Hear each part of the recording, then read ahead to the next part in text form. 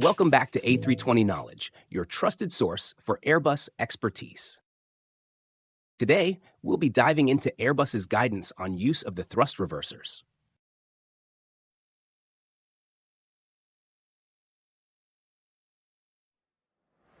Hi, welcome to this short briefing about the use of thrust reversers. Thrust reversers are one of the ways to decelerate the aircraft.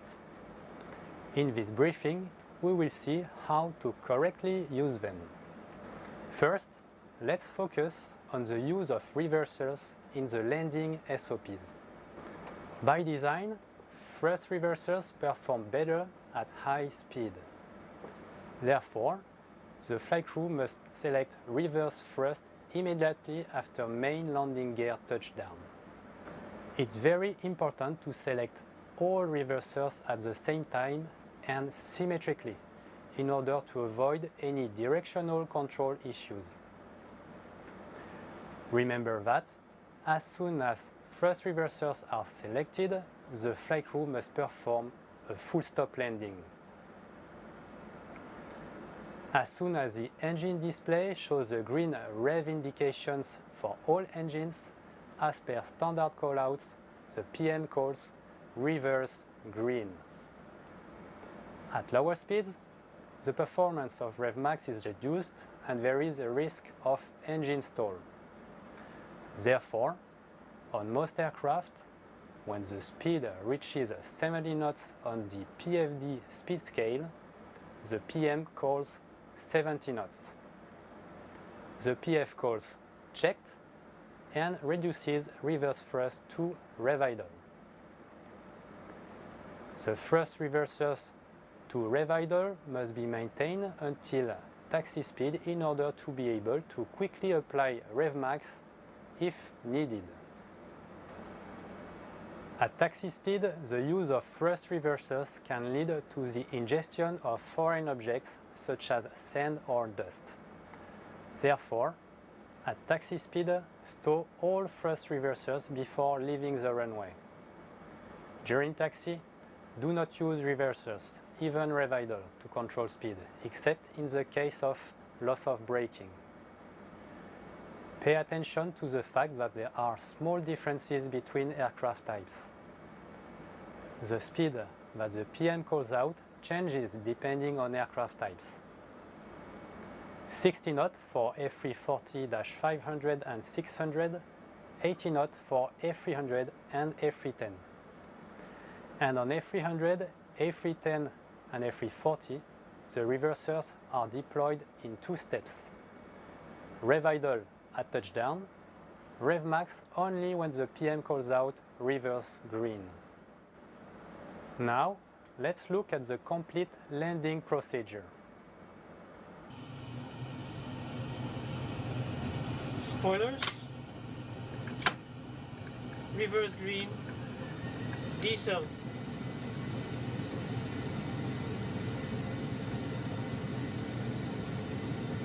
$70 knots. Check.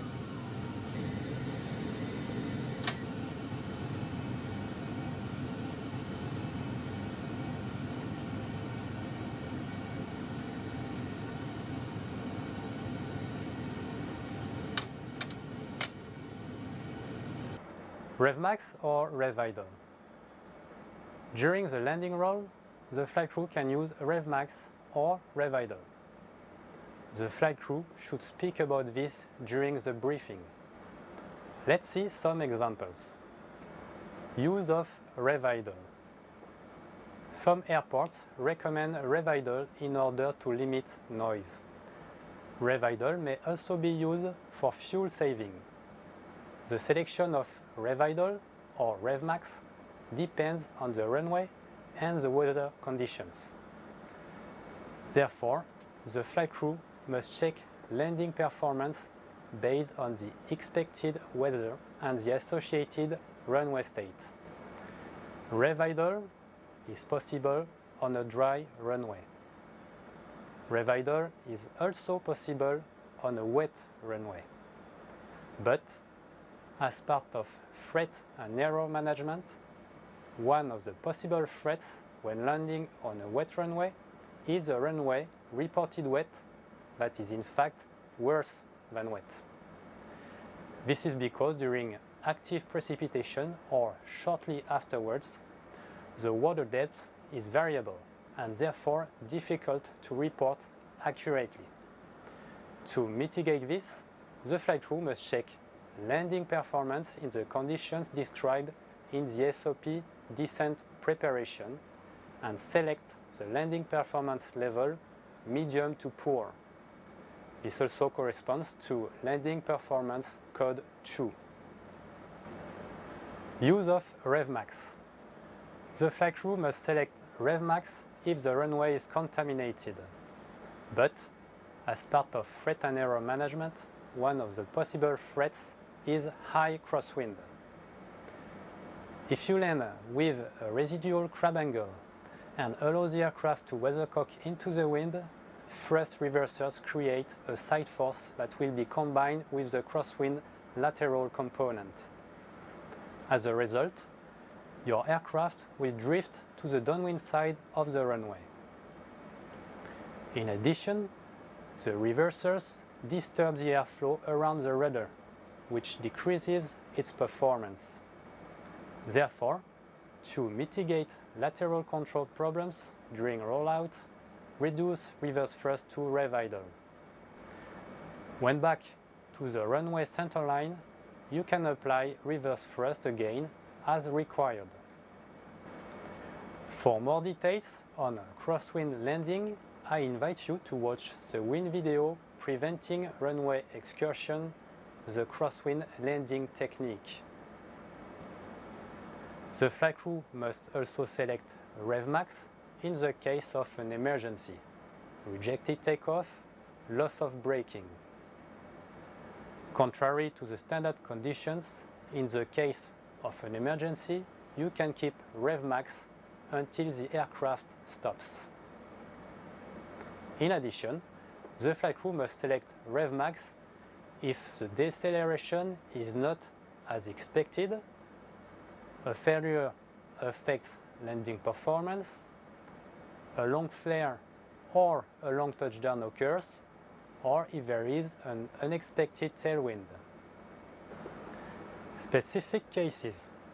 Now let's look at some specific situations. If the aircraft is operated under MEL with one deactivated reverser, you must use all reverser control levers.